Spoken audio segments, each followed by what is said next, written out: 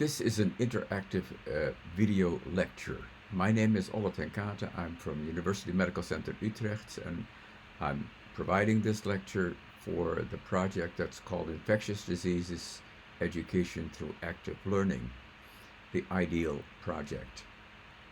So, what is active learning and why should we care? Let me start with some instructions to use this video clip. This talk is about active learning and employs active learning. You can potentially run this video passively. Please do not do that. You should watch and intermittently pause and answer questions that are posed every time you see this pictorial.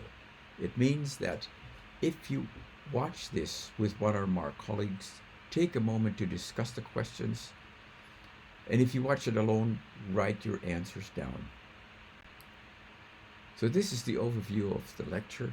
It's on active learning, where it began and how it got lost. Can you recognize the spices in your curriculum is the next topic. And we'll say a little about constructive alignment, Big's universal model for curriculum development. So then, what is active learning? What is the ICAP model? Is there evidence for active learning? How do students like active learning? And what strategies can stimulate active learning? When we go back in time, you arguably could say that active learning started at Athens Stoa, the long galley that you can see here, with Socrates and other philosophers. The school of Athens was nicely painted by Raphael in the 16th century. And what you can see on this picture is examples of active learning. Just about everybody is engaged in active learning in some way, mostly in an oral way, just talking to each other. And oral communication has been so important for information exchanged. And when the numbers of learners grew and the number of scholars was limited, people had to get together to listen to these scholars. So in this slide you can see how students get together to listen to a master who is reading his notes just to convey information to other people, and to remember that they could just listen and retain that in their memory or take notes by themselves. This is a picture of Bologna University in the 11th century, and active learning was still prevalent there, but you may be able to see that the principles of active learning started to erode in that time. Copying information was important to retain information that people could not remember in their own long-term memories. And religious and scientific information has long been considered sacred, possessed by only a few, and only to be shared with an upper-class minority of learners, until the age of printing came along. That idea of lecturing has been prevalent in university education for many, many ages. And here you can see one of the rooms at Utrecht University where generations of professors have lectured for students coming together in large lecture rooms, despite the idea that printing was already available and people could read information. And still now, in the 20th century, this has not changed very much. Despite the monks who detested printing, information became actually democratized through books and printed materials, and now in 21st century, through the internet. But much of the teaching has remained the same. So now think about these questions. Why has lecturing been so dominant in university education for centuries? What are the pros and cons of lecturing? And why was Stoa education more active than lecturing? We'll digress a little bit on a few topics that tangentially relate to active learning. The first is on the SPICES model, 6 characteristics of modern medical education. Now take a minute to think of what SPICES might mean. What do these letters actually stand for? If you do not know that, just Google the SPICES model. You might add medical education or not, and you will find answers to these questions. This is what SPICES means: student-centered, problem-based, integrated, community-based, elective, and systematic. And Hardin and Soden actually gave, in contrast, characteristics of not so modern education. Can you think of these? In contrast to student-centered education would be, of course, teacher-centered education, problem-based. That would not be just information-based or integrated or hospital-based or uniform for all students, or opportunistic clinical teaching. Now, what is constructive alignment in higher education? There's 3 elements that are central to any curriculum and curriculum development. That is curriculum objectives, teaching and learning activities, and performance assessment. And the question is, how do these 3 relate to each other? And is there a sequence that you would want to follow when you do curriculum development? This is the combination of all 3 elements of constructive alignment. Curriculum objectives relate to performance assessment and to teaching and learning activities, and those teaching and learning activities relate to performance assessments, of course. If you would create a curriculum, you would probably start with curriculum objectives. And the next step would probably be performance assessment, because if you have defined performance that aligns well with curriculum objectives, and you know how you will assess that, then you can create teaching and learning activities that prepare the learners for those performance assessments. Now, coming back to active learning, what actually is it? Can you think of a description or a definition? Let's turn to something that's called the incl model, about learning activities that lead to cognitive engagement. Michelin Chi is a professor of science and teaching and director of the Learning and Cognition Lab at the Arizona State University, published in 2014 a model that she called the incl model that links cognitive engagement to active learning outcomes. This slide elaborates on that model. incl stands for interactive, constructive, active, and passive, or if you would change the sequence, it would be first passive, then active, then constructive, then interactive. Those modes, you could say phases, but better is to say modes of engagements are different by their definition, by the knowledge change process, by cognitive outcomes, by the resulting understanding of it. And you can think of examples of activities that align with those modes of engagements. So passive learning is characterized by receiving, and active learning by manipulating information. Construction is by generating information, and interactive is by generation through dialogue. So the definition of passive learning is merely paying attention to receive learning materials. Active learning would be manipulating learning materials to focus the attention. Constructive would be generating new inferences or information beyond what is presented. And interactive would be generate additional inferences and information via peer dialoguing.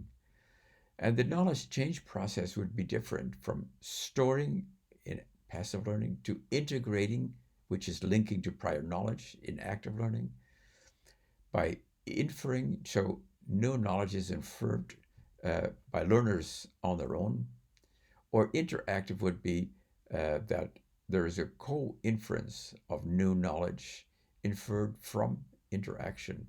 And the cognitive outcomes are recall in passive learning, so verbatim recall of in an identical context, or application in similar context, application of knowledge. Constructive would lead to transfer of knowledge to new contexts and new interpretations. And co creation would be inventing new products and ideas together. The resulting understanding would be minimal in passive learning, would be shallow in active learning, would be deep in constructive learning, and mostly uh, deep in interactive learning.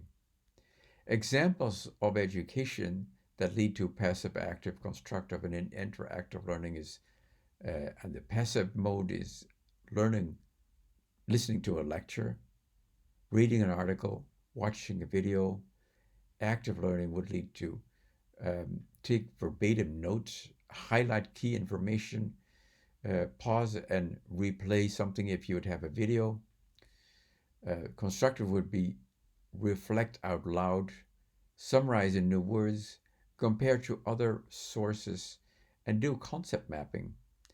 And in interactive mode, examples of learning activities are to defend a position in a group, to compare and contrast in pairs, and to debate and justify information with peers. Now, the hypothesis of the effectiveness is that the interactive mode is most effective and more effective than the constructive mode, and that is more effective than the active mode, and that is, of course, more effective than the passive mode. Michelin Chi and her colleagues have done some studies to show that the learning effects are better in the higher levels in the ICAP model. So the I is more effective than the C is more effective than the A, and it's more effective than the P. A question for you is, how do you think that students value active learning? Just take a minute to think about that. Here is a study that was published in the Proceedings of the National Science Academy about measuring actual learning versus the feeling of learning in response to being actively engaged in the classroom. What the authors did was a randomized experimental crossover design about two physics topics. The topics were static equilibrium and fluids, and repeated that in 2 semesters with quite a number of students. So the passive group was a large group lecture. The active group received a large group, but was split in small groups for peer interactions to solve problems for an hour, and the teacher would reflect afterwards with correct solutions. All materials were identical in the two conditions, and the outcomes was measured with a 12-item MCQ test and a survey. So what you can see that students in the active learning mode actually did significantly better on the test. But if you would ask them, did you enjoy the lecture or the session? Did you feel you learned a great deal? Did you feel the instructor was effective? And would you wish all your physics courses taught in this way? There was a preference by the students for the passive learning. And interestingly, you can see that passive learning might be convenient, felt as convenient by students, but not as effective when you test them on the knowledge that they have actually received. So if you would move from passive listening to active learning and you would give a lecture, think of this graph that was published in the British Medical Journal about 18 years ago. When you start a lecture, students show high attention, and the recall effect is better very often in an early phase of the lecture. Then in later phases, students don't remember as much as what was said, unless there is a period of interactive student activity during the lecture. And you can see that after that period, the recall effects will be better again. So, what type of teaching activities would stimulate activity? Just take a minute to think of some examples. Here are examples. So, lectures with dialogues. And dialogues could be between teachers and students, but also between students among themselves.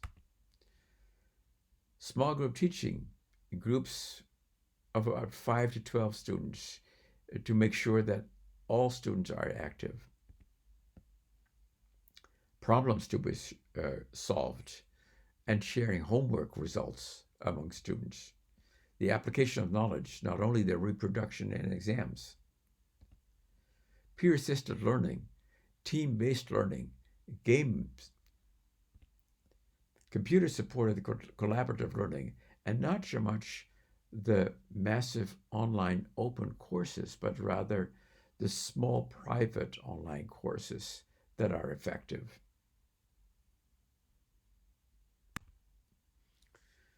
So strategies to mitigate student resistance to active learning include explaining course expectations, explaining the purpose and expectations of the activities, walking around the room, assuming and encouraging demeanor, inviting student questions, soliciting student feedback, approaching non-participating students, developing a routine. To do this, grading on participation, conscientiously designing activities for student participations, and using incremental activities. You can read more details in this publication. So to wrap up active learning, we talked about the STOA, where active learning actually happened, to the first University of Europe in Bologna, leading to massive lectures and to massive online open courses now. We talked about the SPICES model, a number of which characteristics really lead to active learning. Then we talked about constructive alignment, and just think by yourself, constructive alignment of which three things that I'm talking about. And then the ICAP model. Was it I smaller than C smaller than A smaller than P, or was it the other way around? What can a teacher do to stimulate active learning? Can you remember one or two things? And why would students love active learning? Do they actually like it? And what teaching strategies can you think of? And thank you for your attention.